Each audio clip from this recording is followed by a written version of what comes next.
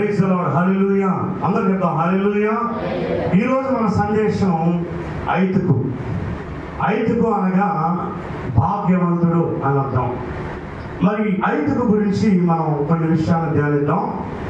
అపోస్తలుల కార్యములు 20వ అధ్యాయం 9వ వచనంలో ఉన్నటువంటి మాటల్ని మనం ధ్యానిద్దాం. అపోస్తలుల కార్యములు 20వ అధ్యాయం 9వ వచనం చదవండి.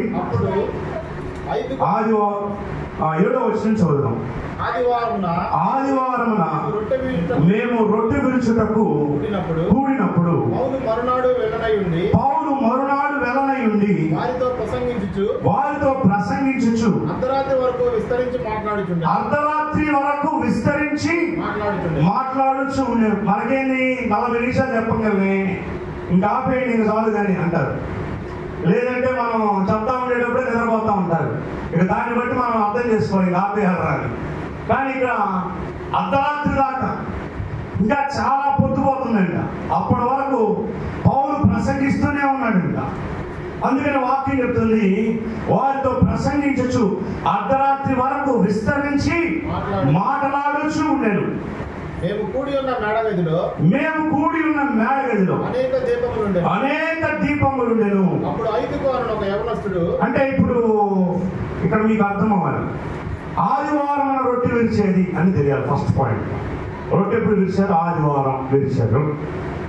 నెక్స్ట్ మరి పౌలు ప్రసంగిస్తూ ఉన్నాడు, విస్తరించి మాట్లాడుతూ ఉన్నాడు అనేది మనకు అర్థం. అంటే ఆయన ప్రసంగం చాలా ఎక్కువసేపు చెప్తా ఉన్నాడు. ఇంకా ఆ తర్వాత మనం గమనించాల్సిన 8వ వచనం, మేము కూడి ఉన్న మేడ గదిలో అనేక దీపములు ఉండే. దీపములు దేవుని యొక్క ఆత్మల సాదృశ్యం. దేవుని వాక్యం చెప్తుంది, నరుని యొక్క ఆత్మ యెహోవా పెట్టిన దీపము అనే వాక్యం చెప్తుంది. అంటే ఇక్కడ అనేక ఆత్మలు ఉన్నాయి. అప్పుడు ఐతుకు అను ఒక యవనస్తుడు కిటికీలో కూర్చుండి నిద్రపోయి పౌలు చాలాసేపు ప్రసంగించుచుండగా నిద్రాభారం వల్ల జోగి 3వ అంతస్తు నుండి కింద పడి చనిపోయిన వాడై ఎత్తబడెను. ఇక్కడ నిద్రపోయాడంట బాగా. మరి చనిపోయి ఎత్తబడ్డాడు నిద్రాభారం వల్ల చనిపోయాడంట. ఇక్కడ ఈ పరిస్థితి మనం గమనిస్తే నిద్రపోయేటువంటిది పరిస్థితి ఏంటంటే, దేవుని యొక్క వాక్యము నిద్ర గురించి ఏం చెప్తుందంటే, జీవించుచున్నావన్న పేరు మాత్రం నీకు ఉన్నది కానీ నీవు అంటే ఇది చనిపోయిన అనుభవానికి సాదృశ్యం ఉంది.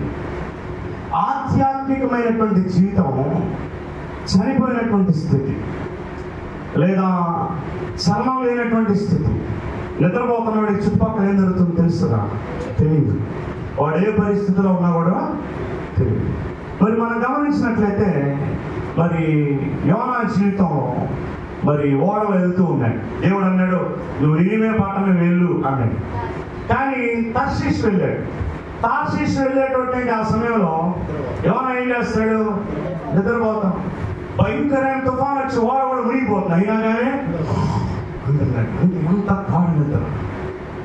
అంటే ఎందుకు చెప్తున్నానంటే, అంత నిద్రామత్తులో ఉన్నటువంటి వాడికి చుట్టుపక్కల ఏం జరుగుతుందనే తెలియదు. అసలు ఎవరి గురించి ఆ తుఫాన్ వచ్చింది? యోనా గురించి వచ్చింది. కానీ యోనా కాల్సింది ఇట్లా. ఇప్పుడు నీ కుటుంబంలో కూడా పరిస్థితి అదే. ఎవరి వల్ల ఈ ప్రళయం వచ్చింది? ఎవరి వల్ల ఈ సమస్య వచ్చింది? ఎవరి వల్ల నీకు ఇబ్బంది ఎదురైంది అంటే నీ గురించే. కానీ నీకు ఆ విషయం తెలియదు. అంటే యోనా లాగుంటావు. ఎందుకు? దేవునికి నువ్వు విధేయుడు కాక దేవుడికి వ్యతిరేకంగా జీవిస్తూ ఉన్నప్పుడు దేవుడు అలాంటి తుఫాన్లు నీ జీవితంలో పంపిస్తాడు. ఆ సమయంలోనైనా దేవా మమ్మల్ని కాపాడు అని నువ్వు అంటే అప్పుడు దేవుడు ఆ ప్రమాదంలో నుంచి, ఆ సమస్యల నుంచి నిన్ను కాపాడుతాడు. కనుక మనము శిష్యులు యేసుక్రీస్తు అందరు కలిసి వెళ్తూ ఉన్నప్పుడు ఆ దోణి మీదకి ఏమొచ్చిందంటే గాలి తుఫాన్లు వచ్చింది. వెంటనే ఓడ మునిగిపోసాగింది. అప్పుడు దేవా మమ్మల్ని కాపాడని కేకలు వేస్తే దేవుడు వచ్చి కాపాడాడు. గాలి తుఫానులో నుంచి ఆయన రక్షించాడు. అలాగే మనం ఈ రోజున అనుభవిస్తున్న ప్రతి తుఫానికి, ప్రతి ప్రళయానికి, ప్రతి బీభత్సానికి, ప్రతి ఇరుకు ఇబ్బంది కారణం మనం దేవునితో సరిగ్గా లేకపోతున్నాం. మన పిల్లలు మన మాట వింటలేదంటే మనం దేవుడి మాట వింటలా. అందుకని మన పిల్లలు మన మాట వింటాం. అర్థమైందా? ఏదైనా నువ్వు సరి చేసుకోవాల్సిన దేవుడి దగ్గరే, మనుషుల దగ్గర కాదు. మనుషుల దగ్గర కాదు సరి చేసుకోవాల్సిన, దేవుడి దగ్గర నువ్వు సరి చేసుకుంటే నీ జీవితం మొత్తం సెట్ అయిపోయింది. అయితే ఇక్కడ 5 కింద పడిపోవడానికి కారణం ఏంటంటే నిద్ర వల్ల పడిపోయాడు. ఆధ్యాత్మికంగా నువ్వు కూడా నిద్రపోతున్నావేమో, అందుకే పడిపోయే ప్రమాదం జరుగుతా. ఆధ్యాత్మికంగా పడిపోతాం,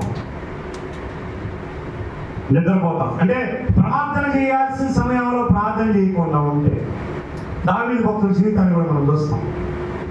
అది వసంతకాలం అంట, అందరూ యుద్ధానికి వెళ్ళే సమయం అంట. కానీ ఏం మాత్రం ఏం చేస్తున్నాడు?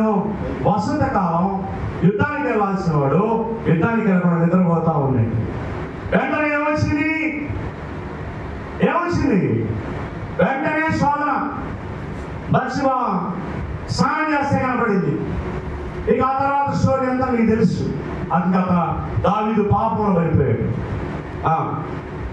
రోజుకి 7 సార్లు ప్రార్థన చేసే దావీదు మరి ఆ రకంగా పడిపోయినటువంటి అనుభవాన్ని మనం చూస్తాం.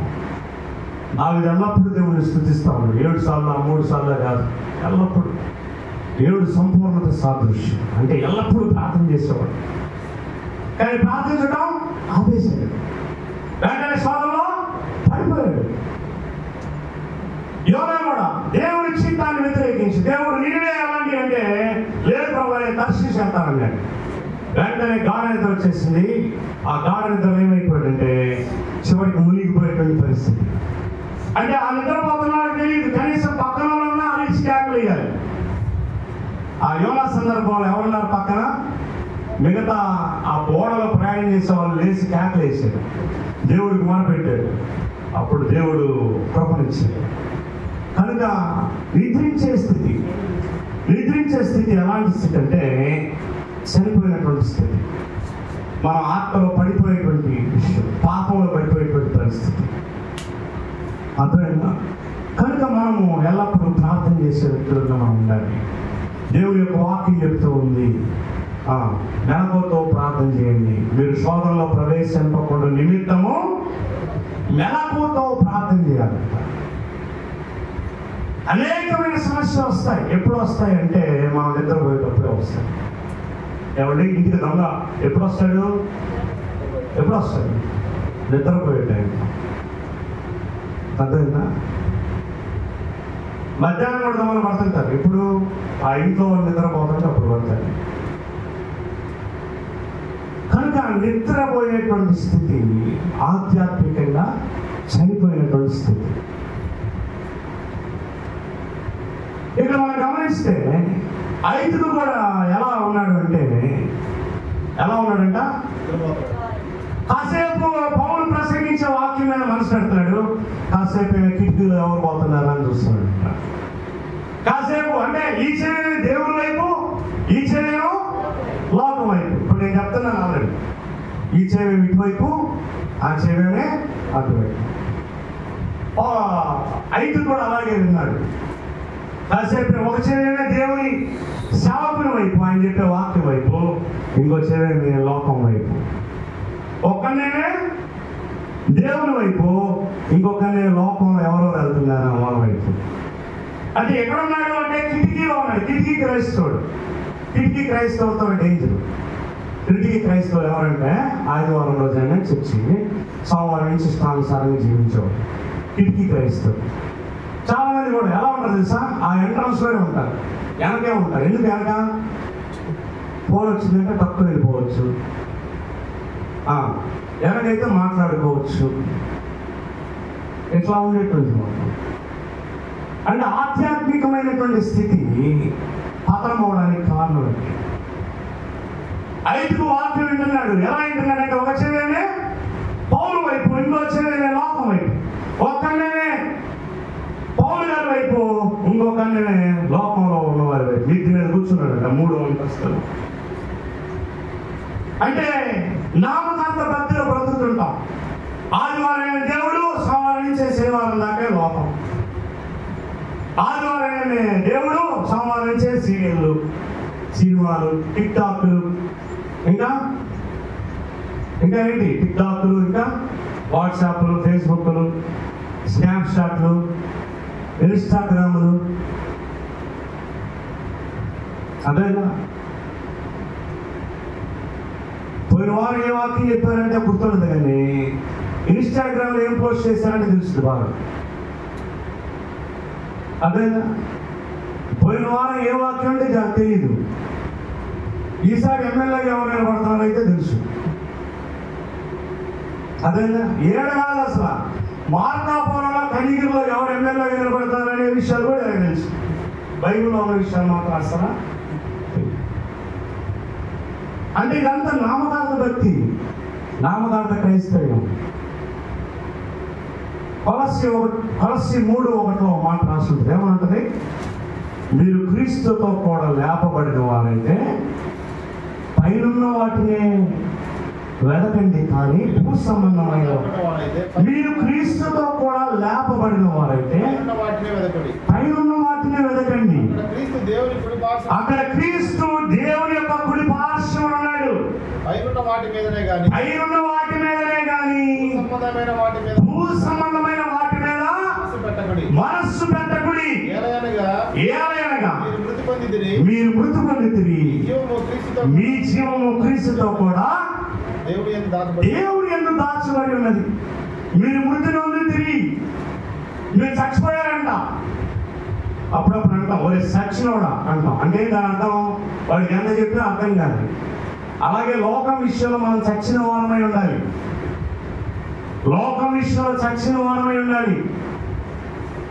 ఇంకా ఏంటి, ఎన్ని రన్స్ ఏడ చర్చిలో ఉంటారు, చర్చిలో ఉండి వాక్ వింటానే ఉంటారు. వాళ్ళు తక్కువ తీసి ఆస్ట్రేలియాకి ఇండియాకి మ్యాచ్ జరుగుతుంది, ఎన్ని రన్స్ వచ్చినాయో, ఎంతమంది ఓడిపోయారు, ఎంతమంది ఎన్ని వికెట్లు పడ్డాయి చెప్పుకుంటారు ఉంటారు. నేను వాకింగ్ చెప్తాను అసలు ఎన్ని కొడితే నీకెందుకు, నీ బతుకులు నువ్వు కట్టుకో ముందు. ఫస్ట్ ఇండియానే కట్టాము, నువ్వు వెళ్ళి ఏమైనా ఆడతావు ఏమన్నా, నువ్వు వెళ్ళి ఆడే పని అయితే నువ్వు చూడాలి, చూసి నువ్వు ఒకటి ప్రయత్నం చేయి. కాదంటున్నా ఆడతా ఉంటే నువ్వు ఆడ కూర్చొని నువ్వు చూస్తా పోయే ప్రయోజనం ఏముంది? అంటే లోపల విషయాన్ని కావాలి మనకి. దేవుని విషయాలు మాత్రం చెప్పానమ్మా, దేవుని విషయాలు మాత్రం అక్కర్లేదా?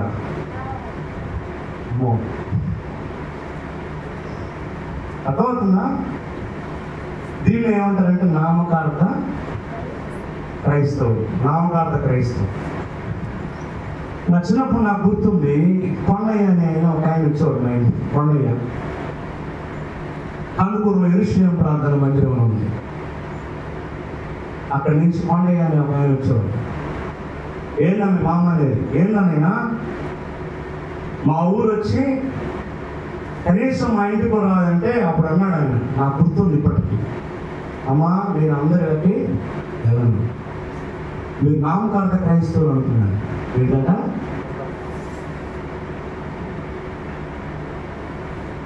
గుండెలు వెళ్ళిపోయే మాట అది. నామకార్థ క్రైస్తవులు అంటే పేరుకే క్రైస్తవులు. ఈ నామకార్థ క్రైస్తవులు ఆదివారం చర్చికి వెళ్తారు, మిగతా అప్పుడంతా మామూలే. దేవుడిని నమ్మిన వాళ్ళులా ఉండరు, అన్నిలానే ఉంటారు. సేమ్ మీతో కాకపోతే వాళ్ళ గుడికి వెళ్తారు, మనం చర్చికి వెళ్తాం అనుకుంటారు. తేడా ఏముంది? సేమ్ మీతో వాళ్ళు ఎలా ఉన్నారో మనం కూడా అలాగే ఉంటాం. ఆయన అన్నాడు, మీరు నామకార్థ క్రైస్తవులు అనుకున్నాను. చిన్నప్పుడు సంగతి చెప్తున్నాను. నేను అప్పుడు బహుశా 7వ తరగతి అనుకుంటున్నాను.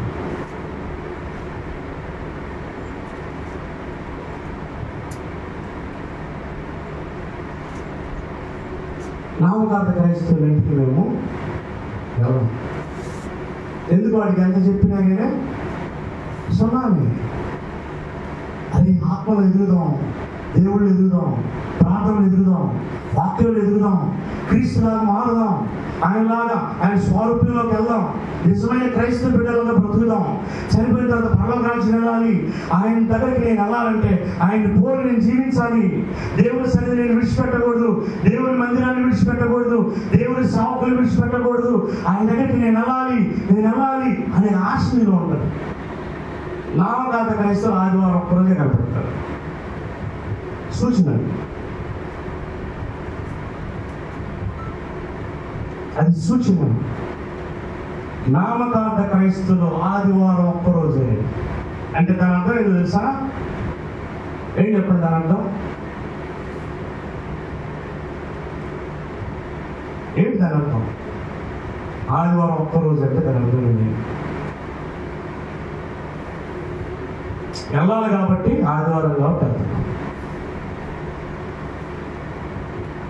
దేవుళ్ళు ఎదుగుదాం, దేవుళ్ళు ఫలిద్దాం, ప్రార్థనలో ఎదుగుదాం, వాక్యాలు ఎదుగుదాం అనుకున్నాడు ఒకరోజు వెళ్తాడా? ఎప్పుడు వెళ్తాడు? ఎప్పుడు టైం దొరికితే అప్పుడు వెళ్ళిపోతాడు, ఎప్పుడు సమయం దొరికితే అప్పుడు వెళ్ళిపోతాడు. ఎల్లప్పుడు ఉంటాడు అంతే. మనం మీటింగ్ పెట్టడమే ఆలస్యం, మనం ప్రార్థన పెట్టడమే ఆలస్యం. ధనాలు వచ్చేస్తారు. ఎవరిలో? నిజమైన ఆత్మీయులు. నామకార్థ క్రైస్తవులు అలా ఉండరు. ఆదివారం ఒక్కరోజే అంటే నేను పాత్ర అంటే దేవుడికి వీళ్ళు విలువించేవాడు కాదు. దేవుడికి ఆదివారం కూడా ఏదైనా పని ఉందనుకో పక్కన పెట్టేసి వాళ్ళ పని మీద వెళ్తారు. అంటే దేవుడికి లాస్ట్ లో అవకాశం ఇస్తారు.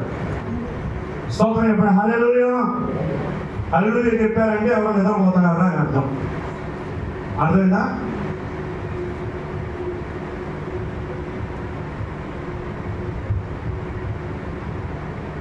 ఆదివారం క్రైస్తవులు అంటే ఆదివారం ఏదైనా పని ఉందంటే వెళ్ళిపోవటం. అంటే దాని అర్థం ఏం తెలుసా? దేవుడి ప్రాముఖ్యం కాదు నీకు, దేవుడికి మొట్టమొదటి ప్రాధాన్యత కాదు, దేవుడికి లాస్ట్. అంటే ఏ పని లేకపోతే అప్పుడు చర్చ.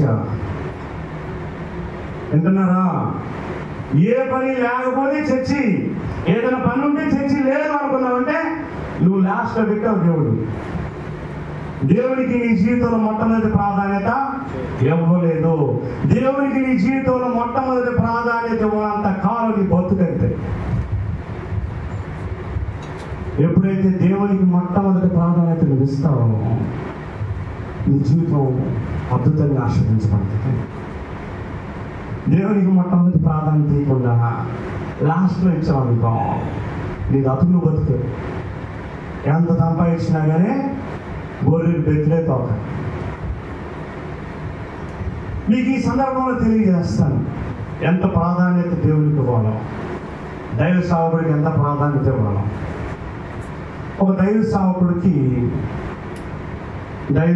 చనిపోయాడు. వాళ్ళ భార్య ఉంది, 2 మగపిల్లలు ఉన్నారు. అప్పుడు వాళ్ళు వచ్చి మీ ఆయన మాకు డబ్బులు కట్టాలి, వచ్చి డబ్బులు కట్టు, లేదంటే మీ పిల్లలందరినీ తీసుకెళ్ళిపోతాం అన్నప్పుడు ఆమె ఎక్కడికి వెళ్ళింది? ఆమె ఎక్కడికి వెళ్ళింది? అప్పులో వస్తున్నారు, నీ డబ్బులు నువ్వు కట్టాల్సిన డబ్బులు కట్టు, లేదంటే నీ పిల్లలు మేము తీసుకువెళ్తాం అన్నప్పుడు ఆమె లోకంలో ఎక్కడికి వెళ్ళాలా? అప్పులు ఇచ్చేవాడు దగ్గరికి వెళ్ళాలా? ఎందుకని? ఈ అప్పు తీర్చడం కోసం ఇంకొక అప్పు అంట. అది కాదు, ఆమె అలా చేయాల. లోకంలో మనుషుల దగ్గరికి వెళ్ళాలి. లోకంలో మనుషుల దగ్గరికి వెళ్తే ఏం చెప్పేవాళ్ళు? వదినా నా దగ్గర డబ్బులు ఇచ్చేవాడు ఉన్నాడు, 10 రూపాయలు వడ్డీకి నేను ఇస్తాను, వాళ్ళ పరిస్థితి చేస్తాను, వాళ్ళ దగ్గర డబ్బులు తీసుకెళ్ళి వాడి మొఖాలు ఇసిరేసి కట్టేసి అని చెప్తారు. అదే ఆత్మీయుల దగ్గరికి వెళ్తే ఏం చెప్తారు? ఆమె సరాసరి ఎక్కడికి వెళ్ళిందంటే దైవ సేవకుడి దగ్గరికి వెళ్ళింది. వెళ్ళి, అయ్యా నా పెరిమిటి భక్తి కలిగినాడు, నీ దగ్గరికే ఉన్నాడు, నీతిమంతుడు, భక్తిపరుడు, నీ దగ్గర సేవకు వస్తా ఉండేవాడు, ఆ చేపలకి ఎప్పుడైనా ఎత్తుతా ఉండేవాడు. అయితే మా ఆయన చనిపోయాడు, ఇప్పుడు అప్పులో వచ్చారు, 2 కొడుకులు ఉంటే ఆ 2 కొడుకులు కూడా తీసుకెళ్తా అన్నారయ్యా, నువ్వే ఏదో చేయాలయ్యా అంటే అప్పుడు ఆయన అన్నాడు, సరే నువ్వు నీ దగ్గర ఏముంది అన్నాడు. అంటే నా దగ్గర నూనె ఉందయ్యా, నూనె అంతే. సరే చుట్టుపక్కల వెళ్ళేసి నూనె కుండలు అడిగి తీసుకుని ఇంట్లో తలుపేసేసుకుని నీ దగ్గర ఉన్న నూనెని ఆ కుండలో పొడి అన్నాడు. అలాగే ఆమె వెళ్ళింది, పిల్లలిద్దరికి చెప్పింది, చుట్టుపక్కల ఉన్నటువంటి కొండలన్నీ తీసుకురా పొందరానండి. వాళ్ళు వెళ్ళారు, కొండలన్నీ తీసుకుని వచ్చి ఇంట్లోకి వచ్చి తలుపు గడేసి ఆ నూనె పోయడం స్టార్ట్ చేశాడు. చేయగలనే కొంచెం ఉన్నటువంటి నూనె కొండలన్నీ నిండిపోయింది. మళ్ళా వెళ్ళి ఏం చెప్పింది, మామూలుగా అయితే ఇంకా దైవ సేవకుడి ముఖం కూడా చూడరు. కానీ ఆమె ఏం చేసిందంటే, అయ్యా చెప్పినట్టే కొండలు తెచ్చి మొత్తం నూనె అంతా దానిలో పోసారు. నూనె అంతా దానిలో పోసారు. చాలా కొండలు అయిపోయా. ఇప్పుడు ఏం చేయమంటావు అంటే, అది కదా ఏమండి లోపట్ట అంటే అది కదా. అది ఆ ప్లేస్లో మనం అంటే ఇంకా అసలు కనీసం కంటికి కూడా మనం ఎలా ఉంటుందో తెలుసా, బాగలేదు అనుకో, పాస్టర్ గారు బాగలేదు రాయ్యా అని పిలుస్తాం. పాస్టర్ గారు వచ్చి ప్రార్థన చేస్తాడు, తగ్గిపోతుంది. మనం ఏం చెప్తాం, పాస్టర్ గారిని అసలు పెట్టించుకోము, నేను ప్రార్థన చేస్తే తగ్గింది. ఏంటనుకున్నావు, నా టాలెంట్ ఏందనుకున్నావు, ఎంత ప్రార్థన పడాలని అనుకున్నావు నేను అంటే పాస్టర్ గారు వచ్చి ప్రార్థన చేసినందుకు కాదు, నేను ప్రార్థన చేస్తాను. సంఘం అంతా ప్రార్థన చేసింది, దానికోసం కాదు. నా ప్రార్థన అంటే ఏందనుకున్నావు. కానీ ఆమె వెళ్ళింది మళ్ళీ దైవ సేవకుడి దగ్గరికి వెళ్ళి, అయ్యా నువ్వు చెప్పినట్టుగా కొండలన్నీ తీసుకొచ్చి పెట్టాను, ఏం చేయమంటాను, ఇవన్నీ అమ్మేసి నీ అప్పులన్నీ తెచ్చుకోపోవాలి. స్తోత్రం చెప్పండి, హల్లెలూయా. ఆమె వెళ్ళింది, అప్పులన్నీ తెచ్చుకుంది, తన పిల్లల్ని స్వతంత్రం చేసింది. అప్పు తీసుకున్న వాడికి, అప్పు ఇచ్చిన వాడికి తీసుకున్నవాడు దాసుడండి. వాడు సాతాని సాదృశ్యం ఉంది. లోకంలోకి వెళ్ళిపోయింటే ఏం జరిగేది, ఇంకో 4 అప్పులు అయ్యేది. ఆ అప్పు కోసం ఇంకో 4 అప్పులు. దైవ సేవకుడి దగ్గరికి వెళ్ళగానే వచ్చిన పరిష్కారం చూసారా,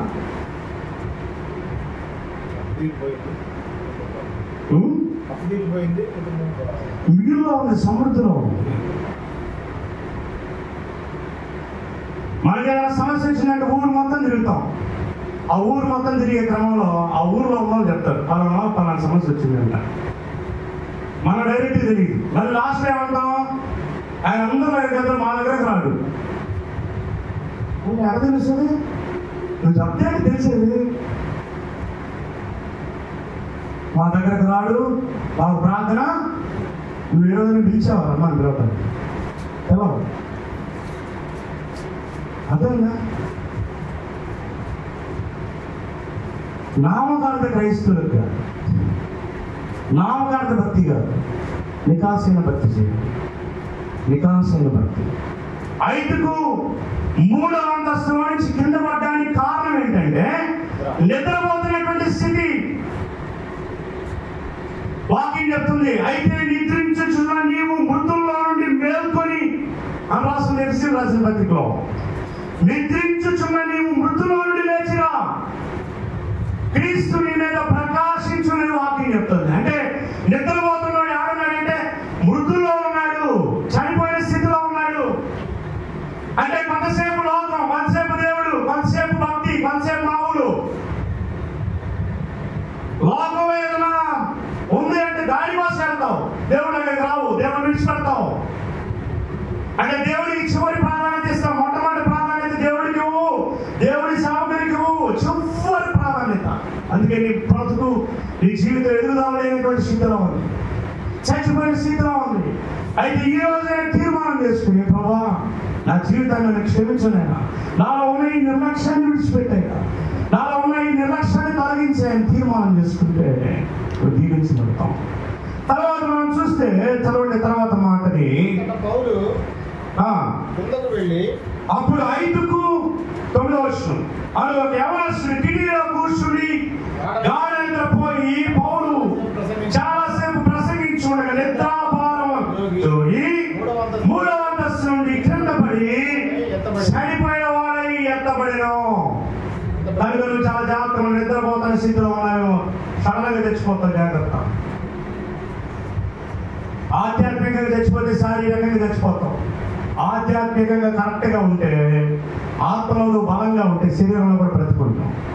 ఆత్మలో చచ్చిపోతే శరీరంలో కూడా చచ్చిపోయే ప్రమాదం. అయితే ఇక్కడ చచ్చిపోయి ఎత్తబడి తర్వాత 10వ వచనం, అంతటా పౌలు కిందకి వెళ్ళి అతని మీద పడి కౌగిలించుకుని, మీరు తొందరపడకుడి, అతని ప్రాణమతంలో ఉన్నదని వారితో చెప్పాను.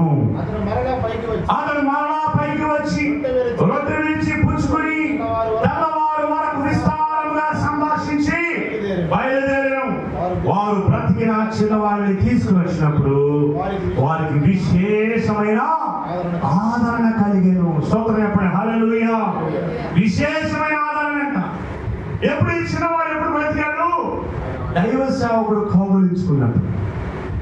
దైవ సేవకుడు ఇక్కడ ప్రభువైన యేసుక్రీస్తుకి సాదృశ్యంగా ఉన్నాడు.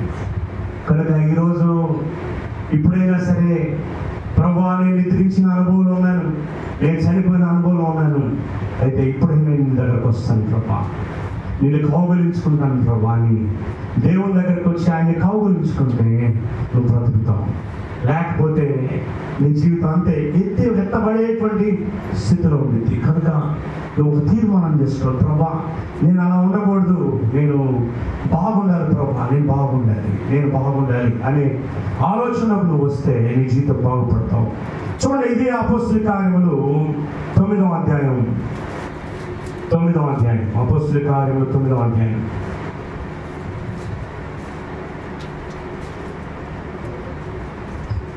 తొమ్మిదవ అధ్యాయం 40-41. ఇక్కడ దేవుడు ఆయన 3వ దినమున లేపి, అపోస్తల కార్యములు 9:40-41 దేవుడు లేపేది. అతడు ఆమెకు పేతురు అందరినీ వెలుపలకు పంపి మోకాళ్ళుని ప్రార్థన చేసి శవం వైపు తిరిగి తబితా లెమ్మనగా ఆమె కన్నులు తెరిచి పేతురు చూచి లేచి కూర్చుండేది. అతడు ఆమెకు చెయ్యి లేవనెత్తి పరిశుద్ధులను విధవరాండ్రలను పిలిచి ఆమెను సజీవురాలుగా వారికి అప్పగించింది. ఇక్కడ ఎవరు ఏమంటే తబిత. ఏం పేరు? తబిత. ఈమెం చేసిందంట, ఏమో చనిపోయింది, కాయిలా పడింది. ఇంకో పేరు ఉంది దోర్క. ఏం పేరు? దోర్క. చనిపోయింది. మరి మేడగదిలో ఉంచారు. అక్కడ దగ్గరలో పేతురు అనేటువంటి శిష్యుడు ఉన్నాడు. వాళ్ళు పిలిచారు, పేతురు నిలవండి, ఈమె చనిపోయిందని చెప్పినప్పుడు పేతురు వచ్చాడు. పేతురు వచ్చి ఆమె పడుకున్న మనసు దగ్గరికి వెళ్ళి మోకాళ్ళుని తబితా లే అన్నాడు. అనగానే చనిపోయిన వెంటనే లేచింది. స్తోత్రం చెప్పండి, హల్లెలూయా. కనుక ఈ మధ్యాహ్న కాల సమయంలో దేవుడు నేను పిలుస్తున్నాడు. చూడండి, అలాగే లూకాసు సువార్త 6వ అధ్యాయం 11-15 వరకు. లోక 6:11-15 వరకు. అప్పుడు వారు కోపంతో నిండుకొని యేసును ఏమి చేయదుమా అని ఒకరితో ఒకరు మాట్లాడుకొని ఆ దినముల యందు ఆయన ప్రార్థన చేయుటకు కొండకు వెళ్లి దేవుని ప్రార్థించుటయందు రాత్రి ఉదయమైనప్పుడు ఆయన తన శిష్యులను పిలిచి వారిలో 12 మందిని ఏర్పరిచి వారికి అపోస్తలులు అని పేరు పెట్టాను. వీరెవరనగా ఆయన ఎవరికి పేతురు అని మారు పేరు పెట్టానో సీమోను, అతని సహోదరుడైన ఆంద్రేయ, యాకోబు, యోహాను, ఫిలిప్పు, బర్తలోమయి, మత్తయి, తోమా, అల్ఫయి కుమారుడైన యాకోబు. ఎదురు పిలిచాడు మత్తయి 10:8. మత్తయి 10:8. మాథ్యూ 10:8. ఏముంటారా మీరు గుర్తుపెట్టుకోవాలి. అంబులెన్స్ ఏంటి? 108. అది అర్థమైంది. 108 అంటే అంబులెన్స్. నాకేంటి రోగులను దీని చూసి పెట్టింది ఆ పేరు. రోగులను స్వస్థపరచుడి, చనిపోయిన వారిని లేపుడి. అంటే ఆధ్యాత్మికంగా చచ్చిపోయిన వారిని బ్రతికించడానికి దేవుడు సాకుగా వచ్చాడు. స్తోత్రం చెప్పండి, హల్లెలూయా. ఆధ్యాత్మికంగా చచ్చిపోయిన వారిని, కుటుంబ పరిస్థితులు చచ్చిపోయిన వారిని దేవుడు బ్రతికించడానికి పిలుస్తూ ఉన్నాడు. అలాగే మనం చూసినట్లయితే మరి లూకాసు సువార్త 8వ అధ్యాయం 49-55 వరకు. లూకా సువార్త 8వ అధ్యాయం 49 నుండి 50 వరకు. ఇక్కడ యాయీరు ఆయన ఇంకా మాట్లాడుచు ఉండగా సమాజ మందిరపు అధికారి ఇంట నుండి ఒకడు వచ్చి, మీ కుమార్తె చనిపోయింది, ఆ బోధకుడిని శ్రమపరచవద్దని చెప్పి యేసు ఆ మాట విని భయపడవద్దు, నమ్మిక మాత్రం ఉంచుము. Do not be afraid, only believe and she will get up. ఆమె స్వస్థపరచబడునని ఇంటికి వచ్చినప్పుడు భయపడద్దు, దిగులు పడద్దు, ఆమె స్వస్థపరచబడిందని చెప్పి ఇంటికి వచ్చినప్పుడు పేతురు యోహాను యాకోబు అను వారిని తప్ప తల్లిదండ్రులు తప్ప మరెవరన్నీ ఆయన లోపలికి రానియలేదు. ఆమె నిమిత్తమే ఏడ్చుచు రొమ్ము కొట్టుకుంటున్నదా ఆయన వారితో ఏడవద్దు, ఆమె నిద్రించుచున్నదే గాని చనిపోలేదని చెప్పాను. ఆమె చనిపోయిందని వారు ఎరిగి ఆయనను అపహసించింది. చూసారా, ఆయన ఎగతాళి చేశాడు. అయితే ఆమె చెయ్యి పట్టుకొని లేమని చెప్పాడు. తవితాకుమి, ఇందాక తవితాకుమి అన్నాడు. తవితా కుమి అంటే లే అని అర్థం. కుమి అంటే తవితాకుమి లే అన్నాడు. ఇక్కడనే తవితాకుమి అన్నాడు. చిన్నదానా లే అన్నాడు. 55వ వచనం. చెప్పని చెప్పగా ఆమె ప్రాణము తిరిగి వచ్చెను. వెంటనే లేచెను. చూసారా, ఆమెకు భోజనం పెట్టుడని ఆజ్ఞాపించాను. ఒకవేళ నీ చనిపోయిన స్థితిలో ఉందేమో దేవుడు చెప్తూ ఉన్నాడు, ఈ మధ్యాహ్నకాల సమయంలో తిరిగిలే, ఆధ్యాత్మికంగా లే. చచ్చని స్థితిలో మేము బ్రతుకు దేవుడు జీవించు. ఇంకో మాటను చూద్దాం, చూడండి. యోహాను సువార్త 11వ అధ్యాయం 43-44 వచనం. యోహాను 11:43-44. ఆయన అలాగూ చెప్పి నాదురు బయటికి రమ్మని బిగ్గరగా చెప్పగా చనిపోయిన వాడు చేతులు ప్రేత వస్త్రములతో కట్టబడిన వాడై వెలుపలికి వచ్చాడు. అతని ముఖములకు రుమాలు కట్టి ఉండేది. అంతటా యేసు మీరు అతని కట్టు విప్పిపోయాడని వారితో చెప్పాడు. చూసారా, చనిపోయిన లాజరును తిరిగి లేపిన దేవుడు. ఇంకా మనం చూస్తాం మొదటి రాజుల గ్రంథం 17-21 వచనంలో. అక్కడ కూడా మనం చూస్తాం. చూడండి, మొదటి రాజుల గ్రంథం 17వ అధ్యాయం 21వ వచనం.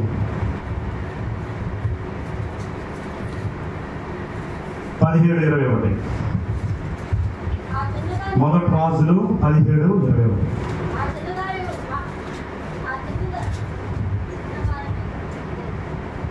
అదే చిన్నదాని మీద, ఆ చిన్నవాడి మీద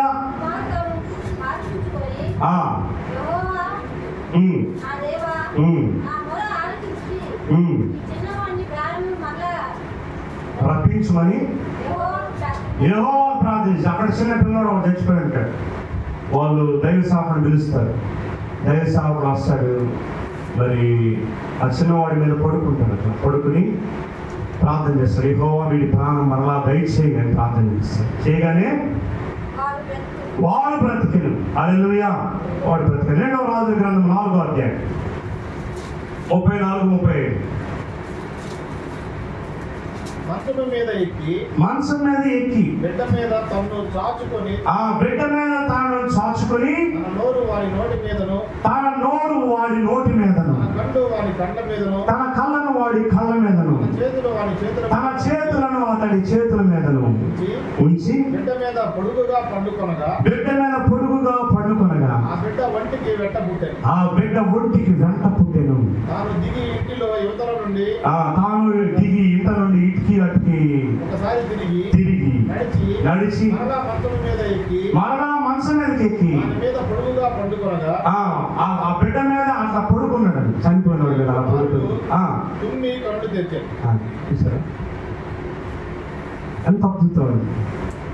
దైవ సేవకుడు అలా చేశాడండి. అంత శక్తిని దైవ సేవకులకు దేవుడు ఇచ్చాడు. అదే మాటను మనం మత్తయి సువార్త 10:8 చూసాం ఆల్రెడీ. చనిపోయిన వారిని లేపండి, ఇప్పుడు ఆ చిన్నవాడు యవనస్తుడు, ఐదుకు అనేటువంటి యవనస్తుడు 3వ అంతస్తు నుంచి కింద పడ్డాడు. పౌలు వెళ్ళి ఇట్లా వాటేసుకున్నాడు, వెంటనే బతికాడు.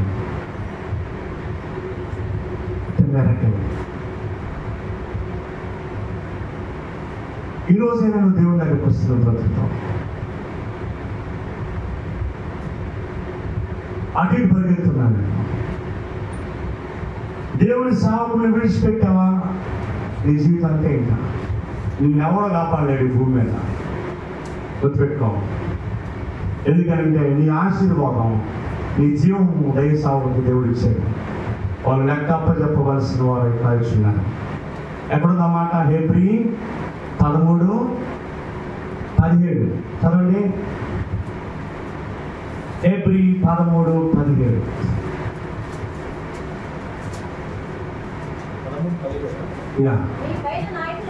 మీ పైన నాయకులుగా ఉన్నవారు, స్తోత్రం చెప్పండి, హల్లెలూయా. ఏందో మీ పైన ఉన్నవారు లెక్క ఒప్పజెప్పవలసిన వారై మీ ఆత్మలో కాయచున్నారు. వారు దుఃఖముతో ఆ పని చేసిన మీకు నిష్ప్రయోజనం. మీరు ఆడకు పోలేదు, నిష్ప్రయోజనం. మీ ఆత్మకి లెక్క ఒప్పజెప్పవలసిన వారై వారు కాయచున్నారు. ఏంటి అందరూ ఇటు లేదు, ఏం ఎటు లేదు. అర్థమైనా? నేను అంటున్నాడు, వారు దుఃఖముతో ఆ పని చేసినలా మీకు నిష్ప్రయోజనము. వారు దుఃఖముతో కాక ఆనందముతో చేయనట్లు వారి మాట విని వారికి లోబడి ఉండండి. ఏంది వాడికి లోబడేది? నాకంటే పిల్లవాడు, వాడు చెప్పిన మాట ఏంది అక్కడ చెప్పాల. ఆయన మాట విని ఆయనకి లోబడి ఉండమన్నాడు. ఇప్పుడు ఏమైపోయింది తెలుసా? సంఘస్థులు చెప్పిన మాట పాస్టర్ విన్నాడు, అట్ అయిపోయింది. ఆయన చెప్పిన మాట వీళ్ళు వింటాం, వీళ్ళు చెప్పిన మాట వాళ్ళు వినాలి. ఇప్పుడు ఎవరి మాట వినాలని రాసుకుంటాడా? వారు నన్ను డైరెక్షన్ ఇస్తాను పాస్టర్ గారికి. నిన్న సాయంత్రం నక్కల దగ్గర ప్రార్థన పెట్టండి అన్నది. మీ పార్టీకి మీరే సౌండ్ బాక్స్ చేసి పెట్టుకొని మీరు డైరెక్షన్, ఆయన మాట ఏమైనా రాసి పెట్టుంటే ఈ మాట నేను వినాలి.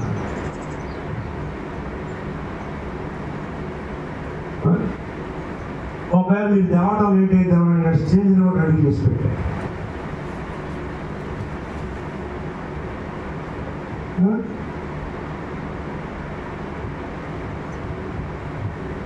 వారి మాట విని వారికి లోబడి. మీరు అనుకుంటారు మా పాస్టర్ కంటే మేమే చాలా తెలియగలవాళ్ళని అని మీరు అనుకుంటారు. అట్లా తెలియగలవాళ్ళు మీరు యోగ్యులైతే ఇక్కడ కూర్చోబెట్టేవాళ్ళు.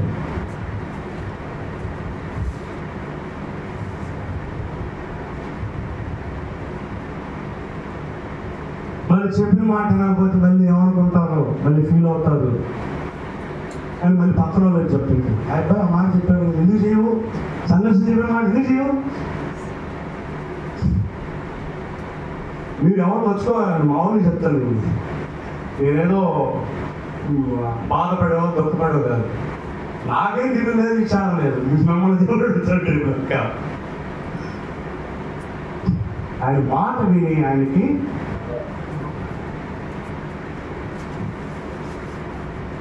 ఆయన మంచోడట. మంచోడు అయితే నేను చెప్పిన మాట అండి. ఆయన మంచోడు కాబట్టి మేమేంటాం ఆ మాట రాసిన. మంచోడైతే మాట వినండి, లేకపోతే మీరు రాసారా ఏదర్థం? ఇంకే రాశారు, లేకపోతే షరతులు వర్తించిన రాసారా?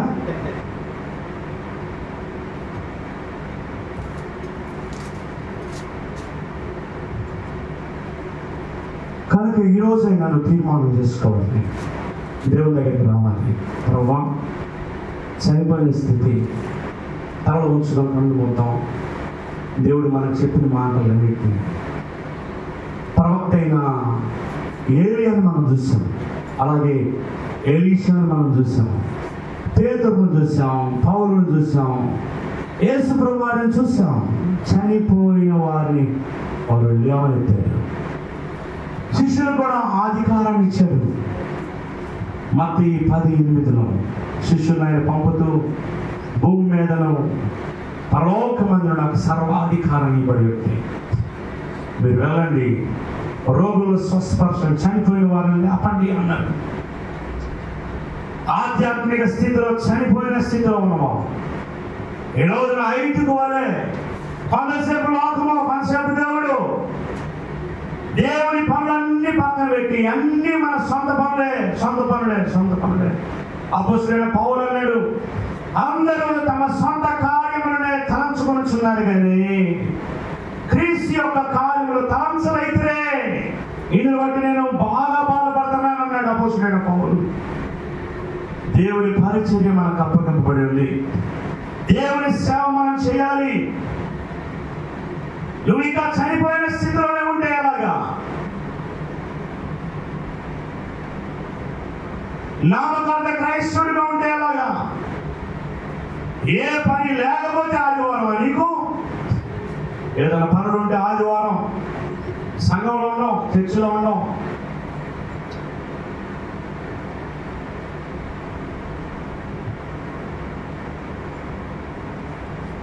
నీ జీవితంలో ఏం జరిగినా కానీ, ఏ కష్టం వచ్చినా, ఏ నష్టం వచ్చినా, ఏ దిగులు వచ్చినా దేవుని దగ్గరికి వెళ్ళాలి. నువ్వు ఇవన్నీ జరిగినాయి దేవుని మందిరాన్ని విడిచిపెట్టి దేవుని దగ్గరికి వెళ్ళకపోతే నీ బ్రతుకు ఎలా బాగుపడుతుంది? ఐదుకు మేడ గదిలో నుంచి కింద పడగానే పౌలు గారు వెళ్ళి హృదయానికి హత్తుకున్నప్పుడు బ్రతికాడు. అలాగే ఎలీషాలు కూడా చిన్నపిల్లలు చనిపోయినప్పుడు వారి మీదకి వెళ్ళి వారిని హత్తుకున్నప్పుడు వాళ్ళు బ్రతికారు. వీడు ఆ సహోదరి మధ్యాహ్న కాల సమయంలో ఒక తీర్మానం చేసుకో, దేవుడితో మాట్లాడుతూ ఉన్నాడు. దేవుడు విడిచి లోకానుసారంగా తిరుగుతున్నావేమో, కొంతసేపు లోకం, కొంతసేపు దేవుడు, అలా బ్రతుకుతున్నావేమో. దేవునికి మొట్టమొదటి ప్రాధాన్యత ఇవ్వకుండా చివరిలో ప్రాధాన్యత ఇస్తున్నావేమో. తీర్మానం చేసుకో, ఒప్పుకో దేవుని దగ్గర. ప్రభా, నేను నామకార్థ క్రైస్తవులు, నా ఇష్టానుసారంగా బ్రతుకుతున్నాను, నన్ను క్షమించు ప్రభా అని అడుగు దేవుని దగ్గర. దేవునికి సహాయం చేస్తాను. తీర్మానం చేసుకో. పరిశుద్ధుడా, ప్రేమ కలిగిన తండ్రి, నీకు వందనాలు, స్తోత్రాలు. ఈరోజు విత్తబడిన వాక్యాన్ని మా జీవితాలు నీరుపెట్టి ఫలింపులను తీసుకురండి. లోనంత ఆశీర్వాదం దయచేయండి. మీకే స్తోత్రాలు, వందనాలు. నేను స్తుతిస్తూ ఉన్నాం, ఘనపరుస్తున్నాం, నేను ఆరాధిస్తున్నాం. ఐదుగానే యవనస్తుని మా జీవితంలో చూపిస్తున్నాం. ఐదుగానే మేము ఉండకుండా కొంతసేపు లోకం, కొంతసేపు దేవుడు, అలా ఉండకుండా ఒక కిటికీ క్రైస్తవుడిగా ఉండకుండా, కిటికీలో ఉన్నవాడు అది కావాలంటే అటు వెళ్ళచ్చు, ఇటు కావాలంటే ఇటు వెళ్ళచ్చు, అలా ఉండకుండా నేను మందిరంలోనే ఉండేటువంటి అనుభవం, ఆ సమాజ మందిరంలోనే ఉండేటువంటి అనుభవం. అందరూ లోపల కూర్చుని ఉంటే ఐదుకు మాత్రం కిటికీలో కూర్చుని ఉన్నాడు. అయ్యా, ఆ కిటికీ క్రైస్తవం మాకొద్దు. కిటికీలో ఉన్నవాడు అటైనా ఇటైనా ఎటైనా వచ్చు అనేటువంటి క్రైస్తవం, ఆ క్రైస్తవం మేము మాకొద్దు ప్రభా. నాయనా, మేము మందిరంలో ఉండి ఆస్వాదించబడాలి. నీ భక్తుడైన దావీదు అన్నాడు, నేనైతే నీ మందిర ఆవరణములో నాటబడిన వాడని పచ్చని ఒలీవ చెట్టు అనే ఉన్నానంటే, మందిరంలో నాటబడిన వాడు వర్ధిల్లుతాడు, మందిరాన్ని ప్రేమించే వాళ్ళు వర్ధిల్లుతారని. మా జీవితంలో అన్నిటికంటే ప్రాముఖ్యంగా నీకు ప్రాధాన్యత ఇచ్చినప్పుడు మేము వర్ధిల్లుతామని నువ్వు తెలియజేస్తున్నా. ఈ మాటలను బట్టి మేము ముందుకు సాగడానికి సహాయం చేయించింది. వెత్తబడిన వాక్యం అందరి జీవితాలు నూరంతగా ఫలింపులను తీసుకురమని యేసయ్య నామములో అడిగి వేడుకొంచున్నాము తండ్రి, ఆమేన్. అలాగే ప్రార్థనలో ఉందాం. దేవుని యొక్క శరీరంలో, ఆయన యొక్క రక్తంలో మనం చేయబెడతాం. దేవుని యొక్క వాక్యాన్ని జ్ఞాపకం చేసుకున్నాం. ప్రభువైన యేసు తాను అప్పగింపబడిన రాత్రి ఒక రొట్టెని ఎత్తుకుని కృతజ్ఞతాస్తుతులు చెల్లించి, ఇది మీ కొరకై విరువబడిన నా శరీరం అని చెప్పాను. యేసుక్రీస్తు వారి శరీరానికి సాదృశ్యమైన రొట్టెలో మనం చేయవేయకముందు వ్యక్తిగతంగా ప్రార్థన చేసుకుందాం. దేవుని యొక్క వాక్యం తెలియజేస్తుంది, ప్రతి మనుషుడు తను తాను పరీక్షించుకోవాలి. అలాగ చేసి ఆ రొట్టెని తిని ఆ పాత్రలోని త్రాగాలి. కాబట్టి ఎవడు అయోగ్యంగా రొట్టె తినను లేక ఆ పాత్రలోని త్రాగును వాడు ప్రభు యొక్క శరీరమును గూర్చి రక్తమును గూర్చి అపరాధి అగును. కనుక మనం పరీక్ష చేసుకోవాలి. అలా పరీక్షించుకోకుండా తిని త్రాగితే, ప్రభు యొక్క శరీరం అని వివేచింపగా తిని త్రాగితే శిక్షా విధిలోనికి వెళ్తాం. అందువలనే మీలో అనేకులు రోగులై ఉన్నారు, అనేకులు నిద్రించుచు ఉన్నారు. దేవుని యొక్క శరీరం అని ఆయన యొక్క రక్తం అని వివేచింపక తిని త్రాగితే అలా అవుతాం. కనుక మనం పరీక్ష చేసుకున్నాం, వాక్యపు వెలుగులో సరి చేసుకున్నాం. ఎక్కడైనా తప్పిపోయిన అనుభవాలు, పడిపోయిన అనుభవాలు ఉంటే దేవుడు నన్ను క్షమించు, నీ శరీరంలో నేను యోగ్యంగా పాలు పంపుడు పొందాలి, నన్ను సరిచేయి, బాగు చేయి, నీ రక్తంతో నన్ను కడిగి శుద్ధి చేయి, యోగ్యంగా పాలు పంపుడు పొందే ధన్యత నీమని ప్రార్థించు. Thank you lord, thank you lord, thank you lord, thank you lord. పరిశుద్ధుడా, ప్రేమ కలిగిన తండ్రి, నీ వందనాలు, స్తోత్రాలు. మీరు